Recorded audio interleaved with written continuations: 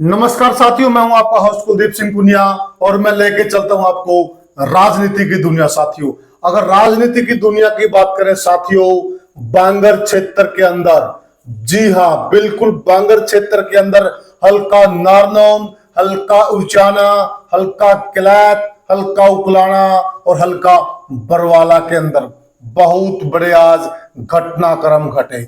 ऐसे घटनाक्रम घटे जो राजनीति को बिल्कुल झकझोर कर सकते हैं और किसी की राजनीति को हवा दे सकते हैं और किसी की राजनीति को बर्फ में लगा सकते हैं। साथियों, आज हम इन सारी चर्चाओं पर विस्तार से प्रकाश डालेंगे कि बांगर क्षेत्र के अंदर ऐसे क्या घटनाक्रम घटे जिससे कई नेताओं को पसीना आ गया। और इन सारी चर्चाओं पर हमारे साथ प्रकाश डालने के लिए जुड़े हुए हैं वरिष्ठ पत्रकार और राजनीतिक विश्लेषक इंद्रपाल चाहर जी। इंद्रपाल जी, आपका धन्यवाद भाई। धन्यवाद। इंद्रपाल जी, आज बांगर की राजनीति जी आज के दिन खासकर बिल्कुल गर्मा गई थी। क्या क्या घटनाक्रम घटे, हमारे दर्शक जानना चाहते कि बांगर में चल क्या रहा है। देखिए कुलदीप भाई, कल 16 तारीख को आखिरी दिन है नामांकन वापसी का जी, और नामांकन वापसी के बाद प्रचार चलना चाहिए था, बिल्कुल। लेकिन इन क्षेत्रों में जो प्रचार है एकदम स्पीड पकड़ गया है। आज नरेश सेलवाल ने अपने कार्यालय का उद्घाटन किया जी, और बहुत बड़ी कामयाबी पहले ही दिन उनको मिली, इसके बारे में भी बताएंगे। बरवाला में भी भाजपा प्रत्याशी रणवीर गंगवा को बहुत बड़ी कामयाबी आज मिली है और रामदास घोडेला के लिए परेशानी आगे बढ़ सकती है। संजना सातरोड ने शुरू से स्पीड बढ़ा दी है, इसके बारे में भी बातचीत करेंगे। बिल्कुल। मुचाना विधानसभा क्षेत्रों में विजेंद्र सिंह को घेरने की कोशिश थी, वो कितनी कामयाब हुई इसमें भी बात करेंगे। और जयप्रकाश जेपी के बड़ बोले बोल उनके लिए परेशानी बनते नजर आ रहे हैं, इसके बारे में भी बातचीत करेंगे। और जब से जस्सी पेटवाड़ को नारनौल विधानसभा क्षेत्र में कांग्रेस की टिकट मिली है, कैप्टन अभिमन्यु जो कि भाजपा के प्रत्याशी हैं, चिंता में नजर आ रहे हैं। उनकी भी नींद एक प्रकार से उड़ गई है। बिल्कुल, इसके बारे में आप विस्तार से आज बात करेंगे। जी, तो शुरुआत करते हैं इंद्रपाल जी हल्का उकलाना से। कुलदीप भाई, उकलाना में आज नरेश सेलवाल जो कि कांग्रेस प्रत्याशी हैं और बहुत बड़ा धमाका करके कांग्रेस की टिकट लेके आए हैं। बिल्कुल, एक प्रकार से कुमारी शैलजा के कोटे की कह सकते हैं, या बहुत बड़े नेता को धूल चटाई है, बहुत, या खुद कुमारी शैलजा की टिकट कह सकते हैं। बिल्कुल, उनकी टिकट काटकर पूरे हरियाणा में नरेश सेलवाल का नाम गूंजा है, तहलका मचा रखा है। उन्होंने अपने दुख सुख के साथी हिसार से सांसद जयप्रकाश को बुलाकर अपने कार्यालय का उद्घाटन किया है। जी। और पहले ही दिन उनको बहुत बड़ी कामयाबी मिली है। नगर पालिका का चेयरमैन एक बहुत बड़ा नाम होता है, तो सुशील कुमार जो कि उकलाना से नगर पालिका के चेयरमैन हैं, नरेश सेलवाल के साथ आ गए हैं। बहुत बड़ी कामयाबी नरेश सेलवाल को यहाँ मिली है। और बूढ़ा खेड़ा से सरपंच प्रतिनिधि हैं अमरजीत भादू, ये भी बूढ़ा खेड़ा में एक बहुत बड़ा नाम है, क्योंकि बूढ़ा खेड़ा की जो राजनीति है वो हमेशा चर्चाओं में रहती है। पंचायत चुनाव है, जिला परिषद का चुनाव है, एमएलए का चुनाव है, एमपी का चुनाव है। बूढ़ा खेड़ा का जो चुनाव है वो बिल्कुल कांटे का हमेशा रहा है। और जो अमरजीत भादू हैं, इनका बहुत बड़ा रोल इसमें रहता है। लेकिन इससे भी बड़ी जो घटना आज उकलाना में घटी है वो है पूर्व मंत्री अनूप धानक का मीडिया के सामने आंसू बहाना। ये आज चर्चा का विषय बन गया है कि किस प्रकार अनूप धानक आज बहुत दिनों के बाद मीडिया के सामने आए और उन्होंने मीडिया के सामने आके आंसू बहाए। ये आज पूरे उकलाना विधानसभा क्षेत्र में चर्चा का विषय बना रहा। इसके आगे क्या परिणाम रहते हैं इसके बारे में भी हमें देखना है। और इसके साथ साथ किरण सहरावत हैं बिठमड़ा से, वाइस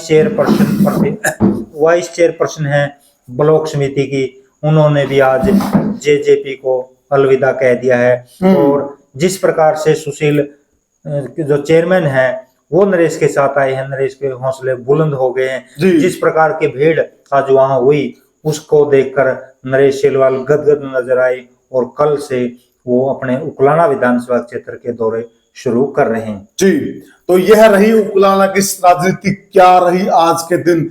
अब हम बात करते हैं बरवाला की राजनीति की। बरवाला की राजनीति में भी इंद्रपाल जी संजना सातरोड को जिस प्रकार से आज किसानों का समर्थन मिला, बहुत बड़ा घटनाक्रम घटा, क्या था इंद्रपाल जी का घटनाक्रम? देखिए कुलदीप भाई, पूरे बरवाड़ा विधानसभा क्षेत्र में ये चर्चा था कि रामनिवास घोडेला अगर कांग्रेस की टिकट लेके आते हैं जी तो वो मजबूत प्रत्याशी होंगे जी और ऐसा लग रहा था। लेकिन जब से एकदम जब नामांकन का आखिरी दिन था और दिन में जब अचानक बरवाड़ा विधानसभा क्षेत्र का घटनाक्रम बदला, जो आजाद प्रत्याशी के तौर पर नामांकन किया था संजना सातरोड ने, जैसे ही उन्होंने नालों का दामन थामा और टिकट लेकर आई तो रामनिवास घोडेला के लिए भी एक अच्छी खबर नहीं थी। लेकिन जो अच्छी खबर थी वो थी भाजपा प्रत्याशी रणवीर गंगवा के लिए, क्योंकि रणवीर गंगवा उस स्थिति में मजबूत होंगे जब मुकाबला तिकोना होता चला जाएगा, भाजपा प्रत्याशी रणवीर गंगवा भी मजबूत होते चले जाएंगे। और आज रणवीर गंगवा ने 1 और 19 वार्ड में जो प्रचार अभियान चलाया है, आज उनको भी एक बहुत बड़ी कामयाबी मिली। रामकेश बंसल जिन्होंने नगर पालिका का चुनाव लड़ा था चेयरमैन के लिए, आज वो उनके साथ आ गए, तो बहुत बड़ी कामयाबी उनको आज मिली है। और उसके साथ साथ राजेश रोड़ा जो पूर्व में पार्षद प्रतिनिधि रहे हैं, वो भी उनके साथ आ गए हैं, तो भी ये बहुत बड़ी कामयाबी बरवाड़ा की राजनीति में रही। लेकिन रामनिवास घोडेला के लिए जो परेशानी वो हो सकती है, जिस प्रकार रामनिवास घोडेला की टिकट कटवाने के लिए किसान दिल्ली तक पहुंचे थे, लेकिन वो उनकी जो कोशिश थी वो कामयाब नहीं हो पाई। प्रदेश के पूर्व मुख्यमंत्री चौधरी भूपेंद्र सिंह हुड्डा ने रामनिवास घोडेला पर पूरा विश्वास दिलाया और एक ट्राई और कर रहे हैं किसान नेता। 20 तारीख को जाट धर्मशाला में इकट्ठे होकर आगे की रणनीति अपनाएंगे। वो क्या रणनीति अपनाते हैं, क्या लेते हैं, इस पर पूरे बरवाड़ा विधानसभा क्षेत्र के मतदाताओं की भी और खासकर रामनिवास घोडेला और रणवीर गंगवा दोनों की नजरें लगी हुई हैं, क्योंकि इस घटनाक्रम के बाद बरवाड़ा विधानसभा क्षेत्र की राजनीति में परिवर्तन हो सकता है। सुनने में ये भी आ रहा कि टोल पर भी एक बड़ी किसान पंचायत का आयोजन किया जाएगा जी। और अब हम बात करते हैं उचाना हलके की। उचाना हलके के अंदर भी आज बहुत बड़ी पंचायत हुई और बहुत बड़ा घटनाक्रम घटा। वहां से जो आजाद प्रत्याशी हैं वह मैदान में थे।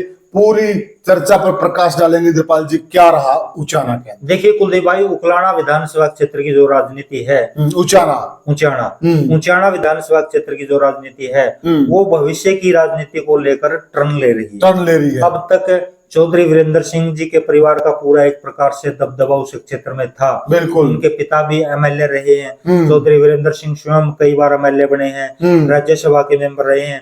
1984 में वो लोकसभा के मेंबर रहे हैं। उनके बेटे विजेंद्र सिंह सांसद रहे हैं 2019 में। और अब 2024 में विधानसभा का चुनाव उचाना विधानसभा क्षेत्र से लड़ रहे हैं। इस बात को देखते हुए जो युवा नेता हैं उचाना विधानसभा क्षेत्र के, चाहे वो किसी भी पार्टी से हैं, वो नहीं चाहते कि विजेंद्र सिंह चुनाव जीते, क्योंकि अगर विजेंद्र सिंह चुनाव जीत गए तो उनका आगे भविष्य के लिए रास्ता बंद हो जाएगा, क्योंकि जो वीरेंद्र सिंह का परिवार है वो दोबारा से सेट हो जाएगा। तो बहुत से जो नेता हैं भविष्य के वो आजाद प्रत्याशी के तौर पर चुनाव मैदान में हैं, जिनमें दिलबाग शंडील हैं, वीरेंद्र गोगड़िया हैं, आजाद पालवा हैं, किसान नेत्री सिकम शौकंद हैं, विकास काला हैं जो कि चेयरमैन है नगर पालिका के। तो इनके जो लोग हैं उन्होंने एक प्रकार से कोशिश की थी कि जितने भी आजाद प्रत्याशी हैं या छोटी पार्टी से किसी से टिकट ले रखी हैं, इनमें से अगर एक प्रत्याशी आजाद प्रत्याशी के तौर पर मैदान में आए तो कड़ी टक्कर कांग्रेस प्रत्याशी विजेंद्र सिंह को दी जा सकती है और उनको हराया जा सकता है। कहीं न कहीं जो नाम हमने बताए हैं इनका मेन उद्देश्य यही है, और चाहे कोई जीत जाए विजेंद्र सिंह ना जीते, क्योंकि विजेंद्र सिंह जीते तो एक प्रकार से दोबारा से जो उनका परिवार है वो स्थापित हो जाएगा। जो आज पंचायत हुई है उसमें पंजाब की तरफ से भी और हरियाणा ज्यादा किसान पंजाब की तरफ से किसान आए थे, लेकिन वो शायद सिरा नहीं चढ़ा। और हो सकता है कि कल ऐसा बताया जा रहा है कि कल शायद पंचायत ना हो, कुछ लोग इकट्ठे होकर दिलबाग शंडील, वीरेंद्र गोगड़िया, आजाद पालवा, सिकम शौकंद और विकास काला की तरफ से इनको इकट्ठे करके और ऐसा बताया जा रहा है कि इनमें से अगर किसी एक की ड्रा निकाल दिया जाए, ऐसा कल हो सकता है जी। तो अब हम बात करते हैं साथियों हल्का नारनौंद की। हल्का नारनौंद आजकल बहुत बड़ी चर्चाओं में बना हुआ है, चर्चाओं का केंद्र बना हुआ, क्योंकि वहां से जब से जस्सी पेटवाड़ को टिकट मिली है तब से वहां पर तहलका मचा हुआ है और युवा इतने जोश में है, पूछिए मत साथियों। मैंने वहां पे कवर किया है, बहुत जबरदस्त जोश है युवाओं के अंदर और कई बार जोश में हौस रखना बहुत जरूरी होता है। वहां पर इस प्रकार का घटनाक्रम घटा भी। इंद्रपाल जी क्या कहेंगे आप नारनौंद को लेकर? कुलदीप भाई, जब लग रहा था कि डॉक्टर अजय चौधरी कांग्रेस की टिकट लेकर आएंगे, हाँ। तो जो भाजपा प्रत्याशी हैं कैप्टन अभिमन्यु, वो उस तरीके से अपनी रणनीति बना रहे थे। और लोग आईना होते हैं, उस समय लोगों का कहना था कि कैप्टन अभिमन्यु जस्सी पेटवाड़ को प्रेरित करेंगे निर्दलीय चुनाव लड़ाने के लिए, ताकि वो उनकी जो जीत है उसकी संभावनाएं बढ़ जाएं। लेकिन अचानक से पाला पलटा, डॉक्टर अजय चौधरी की अंतिम समय में टिकट कटी और आश्चर्यजनक रूप से जस्सी पेटवाड़ कांग्रेस की टिकट लेकर आए। और जब से जस्सी पेटवाड़ कांग्रेस की टिकट लेकर आए हैं, भाजपा प्रत्याशी कैप्टन अभिमन्यु की नींद उड़ गई है। बिल्कुल। अब उनको दोबारा नए सिरे से अपनी रणनीति बनानी पड़ेगी, नई योजना बनानी पड़ेगी, क्योंकि जिस प्रकार की मेहनत जस्सी पेटवाड़ ने कर रखी है वो किसी भी मामले में कमजोर नहीं है। जस्सी पेटवाड़ को अगर कमजोर आंका जा सकता था तो वो आंका जा सकता था निर्दलीय प्रत्याशी के तौर पर। कांग्रेस प्रत्याशी के तौर पर जस्सी पेटवाड़ कमजोर नहीं है, लेकिन यहाँ पर जस्सी पेटवाड़ को होश रखना होगा, स्वयं को भी अपने कार्यकर्ताओं को भी सलाह देनी होगी कि समाई से काम लें। क्योंकि एक वीडियो एक बुजुर्ग की वायरल हुई है, जिस प्रकार से डॉक्टर अजय चौधरी की टिकट कटी है, उसके बाद जो घटनाक्रम घटा, जोश जोश में एक बुजुर्ग ने कुछ अजीब से शब्द हमारी शैलजा के बारे में बोले हैं, जिसकी हम निंदा करते हैं, हम भी निंदा करते हैं, हमारा चैनल भी निंदा करता है। बाद में उस बुजुर्ग ने भी सॉरी फील किया है, लेकिन बात एक बार जब बिगड़ जाती है तो इसका इलेक्शन पर प्रभाव पड़ता है। तो जस्सी पेटवाड़ के जो कार्यकर्ता हैं उनको भी हम सलाह देते हैं कि अपने कार्यकर्ताओं को साथ लेकर वो रणनीति बनाएं और होश में रहें। और जिस प्रकार की जो भाषा का प्रयोग उस बुजुर्ग ने किया था वो अशोभनीय है।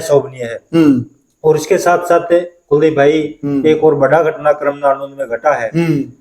नारनौंद विधानसभा क्षेत्र में लोहान गोत्र के काफी मतदाता हैं। बिल्कुल। नारनौंद जो गांव अब पहले गांव था, अब कस्बे का रूप ले चुका है। लगभग सन 1400 के आसपास का बसा गांव है और अब कस्बे का रूप ले चुका, जिसी के नाम पर विधानसभा क्षेत्र है नारनौंद। लोहान गोत्र का गांव है नारनौंद और इसी लोहान गोत्र के गांव नारनौंद से एक गांव निकला है भैणी अमीरपुर और इसी भैणी अमीरपुर से इनेलो प्रत्याशी आते हैं उमेद लोहान, जो कि हरियाणा की राजनीति में, हिसार की राजनीति में एक बड़ा नाम है। युवा इनेलो के वो प्रदेश अध्यक्ष रह चुके हैं। 2005 में बरवाड़ा से विधानसभा का चुनाव लड़ चुके हैं और जो जयप्रकाश के भाई हैं रणधीर सिंह धीरा, उनके सामने वो लगभग 5000 मतों से चुनाव हार गए थे। वो जीत भी सकते थे, लेकिन उस समय के जो 3 दिग्गज नेता थे इनेलो में, उमेद लोहान जिन्होंने चुनाव लड़ा था, 2 और दिग्गज नेता थे राजीव राजा और राजवीर संधू, उन्होंने भी जब टिकट नहीं मिली तो आजाद प्रत्याशी के तौर पर चुनाव लड़ा और इनमें से एक लगभग 10,500 और एक लगभग 8,000 मत उसी में ले गया था। तो उसी के कारण उमेद लोहान चुनाव हार गए थे 5,000 से। अगर इन्होंने आजाद प्रत्याशी के तौर पर चुनाव नहीं लड़ा होता तो शायद उमेद लोहान 2005 में ही विधायक बन जाते। इसके बाद इन्होंने हांसी से भी चुनाव लड़ा है, लेकिन अभी तक जीत नसीब नहीं हुई है। इस बार उमेद लोहान को, उनके जो गोत्र है लोहान गोत्र के, उन्होंने उनका समर्थन एक प्रकार से कर दिया है। और नारनौंद विधानसभा क्षेत्र की ही अगर हम बात करें तो जिस प्रकार से डॉक्टर अजय चौधरी की कांग्रेस पार्टी की टिकट कटी है, उसको लेकर कल एक धर्मशाला में जनसभा कह सकते हैं या कार्यकर्ता मीटिंग कह सकते हैं, डॉक्टर अजय चौधरी कर रहे हैं। इसमें क्या होता है, समाचार तो ये प्राप्त हो रहे हैं कि डॉक्टर अजय चौधरी अपने कार्यकर्ताओं का धन्यवाद करेंगे। धन्यवाद इस बात का करेंगे कि अब तक डॉक्टर अजय चौधरी ने जो चुनाव लड़े हैं वो टिकट लेकर ही चुनावी मैदान में आते थे, लेकिन इस बार वो पिछले 1 साल से चुनावी मैदान में डटे हुए थे, टिकट की ट्राई कर रहे थे। और इस दौरान जिन कार्यकर्ताओं ने उनकी मदद की किसी भी प्रकार से, शायद उनका वो धन्यवाद करें। लेकिन निगाहें इस बात पर लगी हुई हैं, क्या वो इस कार्यकर्ता मीटिंग में किसी प्रकार का इशारा भी करते हैं, क्योंकि राजनीति में जो इशारे होते हैं उनका बहुत महत्व होता है। इशारों में ही चुनावी फिजा बदल जाती बदल है। जाती है। तो कल डॉक्टर अजय चौधरी की जो कार्यकर्ता मीटिंग है उस पर भी निगाहें लगी हुई हैं। और जैसा कि हम नारायण में एक बुजुर्ग की बात कह रहे थे कि उन्होंने जो बोले वो चर्चाओं का विषय बन गए। और इसी प्रकार के बड़बोले बोल हिसार से सांसद जयप्रकाश ने भी किलायत में बोले जोश जी। बनाकर, जो उनकी भी गले की फांस बने हुए हैं। बिल्कुल कुलदीप भाई, एक प्रकार से एक बार ये बताया जा रहा था कि रणदीप सिंह सुरजेवाला की तरफ से जो श्वेता ढुल हैं उनकी टिकट पक्की हो गई, कन्फर्म हो गई थी। और उस टिकट को कन्फर्म होने के बाद स्वाभाविक था कि विकास सारण जो कि जयप्रकाश के बेटे हैं उनकी टिकट कटनी थी। इसके बाद जयप्रकाश जेपी द्वारा दिल्ली गए और उन्होंने हाईकमान को आंखें दिखाई, और उसके बाद हाईकमान ने उनकी आंखें धमकी दी, एक प्रकार से त्याग पत्र की भी उन्होंने बताते हैं धमकी दी। और उसके बाद दोबारा विकास सारण को टिकट मिली। और उसके बाद जब वो किलायत पहुंचे तो कार्यकर्ताओं को जोश में जो कुछ बोला वो पिछले 2 दिन से चर्चाओं का विषय बना हुआ है, और वो अब जयप्रकाश के गले की फांस बन गया है। कितना नुकसान जयप्रकाश को इसमें होगा ये तो समय बताएगा। हालांकि जयप्रकाश जेपी इस प्रकार के मामलों को हैंडल करने में कामयाब रहे हैं, लेकिन इस बार कितना कामयाब रहते हैं ये समय बताएगा। वहां पर जोश जोश में जयप्रकाश ने बोल दिया था कि लिपस्टिक लाली लगाकर कोई नेता नहीं बनता, अगर ऐसे नेता बनता तो मैं दाढ़ी क्यों रखता। तो इस बात को तुल देकर जो ढुल गोत्र के लोग हैं 5-6 गांव किलायत विधानसभा क्षेत्र में आते हैं, तो उन लोगों ने इसको, जो ढुल गोत्र की 2 बेटियां थी चुनाव के लिए ट्राई कर रही थी, श्वेता ढुल जिनकी टिकट लगभग फाइनल हो चुकी थी, और अनीता ढुल बड़ सिकरी, इनसे जोड़कर देख लिया। और इस मामले में परसों पंचायत हुई थी गांव शेरदा में, और उन्होंने निर्णय लिया था कि 1-2 दिन बाद दोबारा से पंचायत होगी खाप की। वो पंचायत हुई थी पहले, वो गांव शेरदा की थी, और जो आज पंचायत हुई है वो ढुल गोत्र की हुई है। और ढुल गोत्र ने एक बहुत बड़ा निर्णय ले लिया है जो किलायत विधानसभा क्षेत्र की 2024 की राजनीति को प्रभावित कर सकता है। और वो निर्णय है जो अनीता ढुल बड़ सिकरी हैं, उन्होंने आजाद प्रत्याशी के तौर पर जो नामांकन किया है उन्होंने अपना समर्थन अपनी बेटी को दे दिया है। तो एक बहुत बड़ा अपडेट या बहुत बड़ा समाचार या बहुत प्रभावशाली कह सकते हैं हम किलायत से किलायत को लेकर होगा, क्योंकि किलायत की राजनीति में अगर ये घटनाक्रम नहीं घटता तो कांग्रेस प्रत्याशी के तौर पर विकास सेलवाल को बहुत मजबूत माना जा रहा था। अगर अब ये जो घटना घटा है इसका अगर ज्यादा प्रभाव रहा तो कुछ भी हो सकता है, क्योंकि वहाँ 6-7 नाम ऐसे हैं जो आगे धीरे धीरे मजबूत हो सकते हैं। विकास सेलवाल के बाद जो बड़ा नाम आता है वो आता है रामपाल माजरा का। किलायत की राजनीति के जानकार मानते हैं कि आज जो रामपाल माजरा की पोजीशन है वो ये है कि अगर सीधी टक्कर होती है तो रामपाल माजरा फाइट में नहीं है, लेकिन जैसे जैसे मुकाबला तिकोनिया चुकोनिया या बहुकोणिया अगर होता है तो ऐसी स्थिति में रामपाल माजरा को किसी भी प्रकार से कमजोर नहीं माना जा सकता, क्योंकि उनके व्यक्तिगत वोट हैं। वो पाई विधानसभा क्षेत्र से विधायक रह चुके हैं, वो 2009 में किलायत से विधायक रह चुके हैं।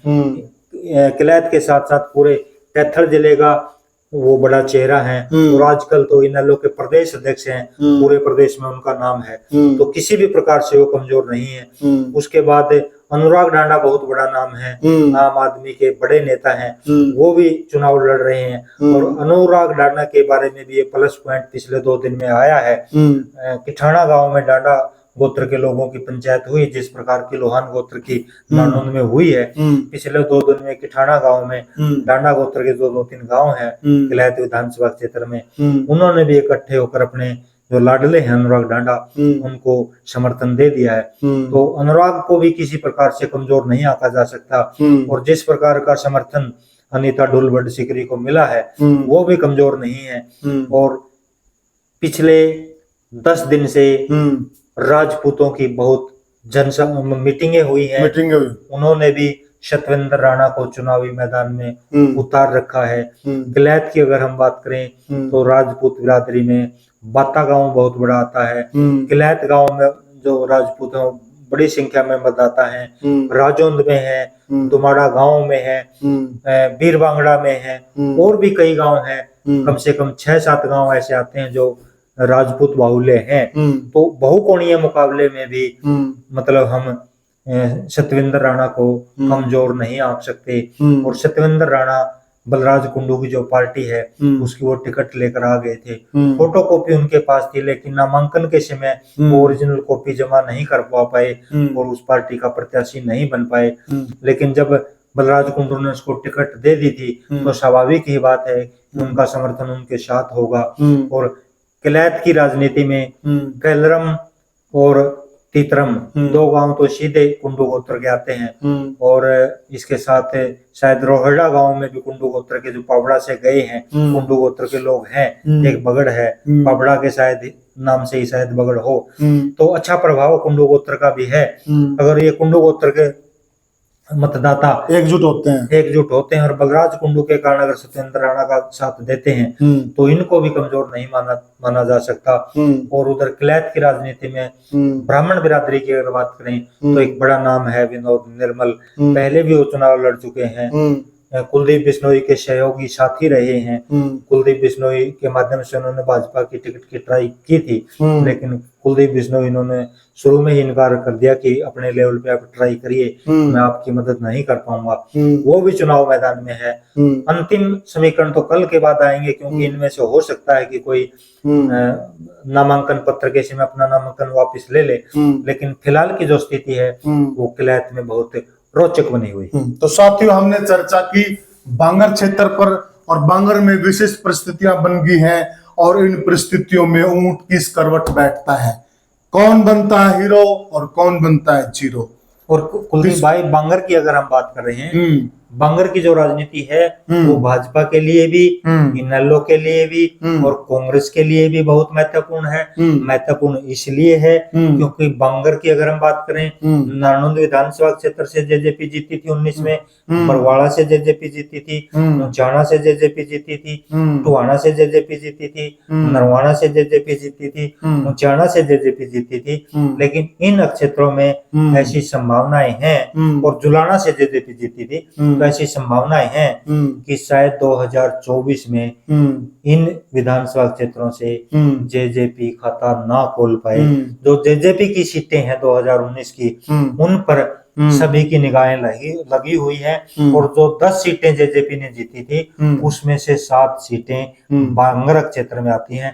तो बांगर क्षेत्र पर सभी पार्टियों की निगाहें लगी हुई हैं, और जो बांगर का क्षेत्र है ये 2024 की सभी पार्टियों की राजनीति को प्रभावित करेगा। तो आपको ये चर्चा कैसी लगी साथियों, कमेंट सेक्शन में हमें जरूर बताइएगा। वीडियो को ज्यादा से ज्यादा शेयर कीजिएगा और चैनल को सब्सक्राइब कीजिएगा। तो साथियों, राम राम।